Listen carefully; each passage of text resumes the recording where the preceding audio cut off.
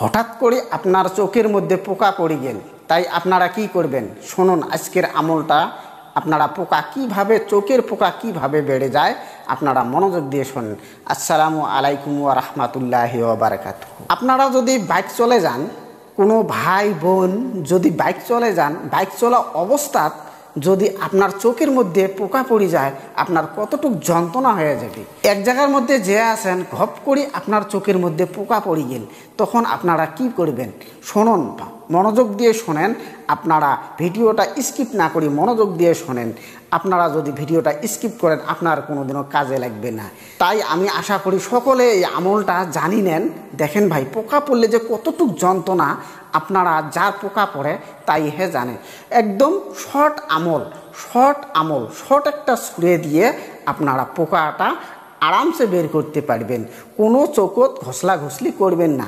যদি আপনারা কোনো বাইক চলে যান বা হাঁটি যান, যদি পোকা পড়ে তাহলে আপনারা কি করবেন, ছুরা একলাস চোখের মধ্যে হাত দিয়ে ঘষলাবেন না, ছুরা একলাস 3 বার এক নিকেশে পড়বেন। 3 বার এক নিকেশে পড়িয়ে নিজের চোখত নিজে ফুঁক মারবেন। নিজের চোখত নিজে ফুঁক মারেন, দেখেন পোকাটা আপনি বেড়ে আসবে। 3 বার করি এইভাবে আপনারা যতক্ষণ বেড়ায় নাই, মোটামুটি 2-1 সেকেন্ডের ভিতরে পোকা বেড়ে আসবে। তথাপিও যদি না বেড়ায় তথাপি আবার ফুঁকেবেন, আল্লাহ রহম করলে পোকাটা আরামসে বেড়ে আসবে।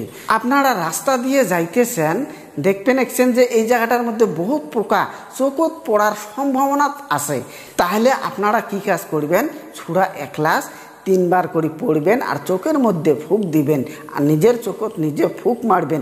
এইভাবে আপনারা যে থাকেন দেখতে পাবেন। আপনারা পরীক্ষা করেন, আপনারা হুবহু পরীক্ষা করেন, একটা পোকা আপনার চোখের মধ্যে পড়বে না। আমি বললাম একটা পোকা আপনার চোখের মধ্যে পড়বে না। তাই আপনারা আমলটা, ছোট্ট আমল, ছুরা একলাস সবে জানে, আপনারা করুন।